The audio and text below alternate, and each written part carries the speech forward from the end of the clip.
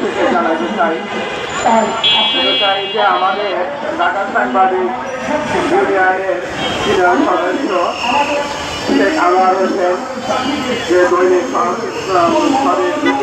সম্পাদক, গভীর রাতে কামরাঙ্গীরচর থানার ভারপ্রাপ্ত ওসি, উনি মিলে ওয়ারেন্ট ছাড়া, কোনো মামলা মোকদ্দমা ছাড়া গভীর রাতে তার পুলিশ বাহিনী দিয়ে তার বাসা থেকে জোরপূর্বক তাকে গ্রেফতার করে নিয়ে যায়।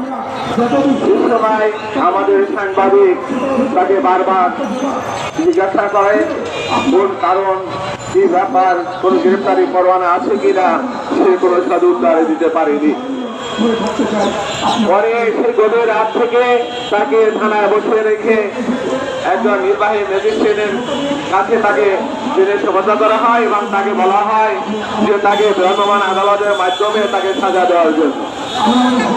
ভ্রাম্যমাণ আদালত সেই নির্বাহী ম্যাজিস্ট্রেট একজন শিক্ষিত জ্ঞানী মানুষ, বিদায়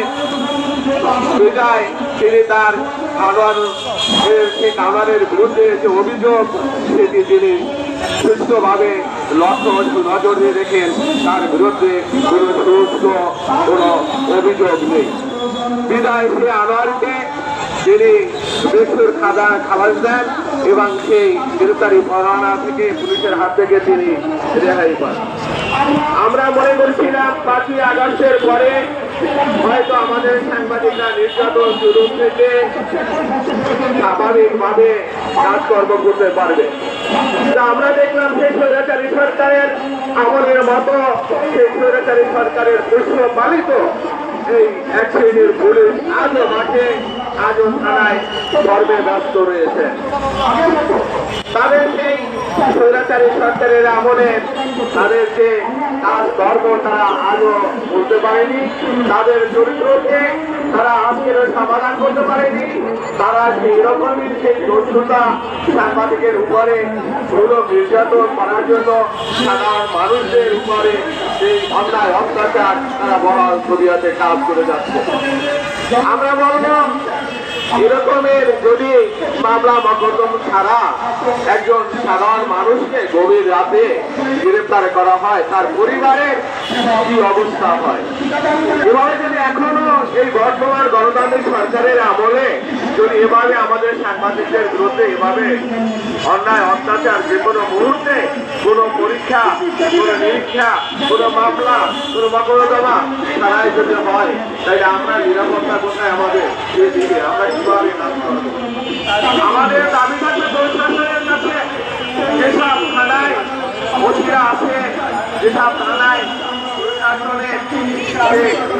লোক আছে, তাদের নজরে থাকবে যাতে আমরা সাংবাদিকরা শান্তিভাবে, সুস্থভাবে, গণতান্ত্রিকভাবে আমরা আমাদের নিরাপত্তাভাবে নিয়ে কাজ করতে পারবো, সেদিকে যেন নজর থাকে।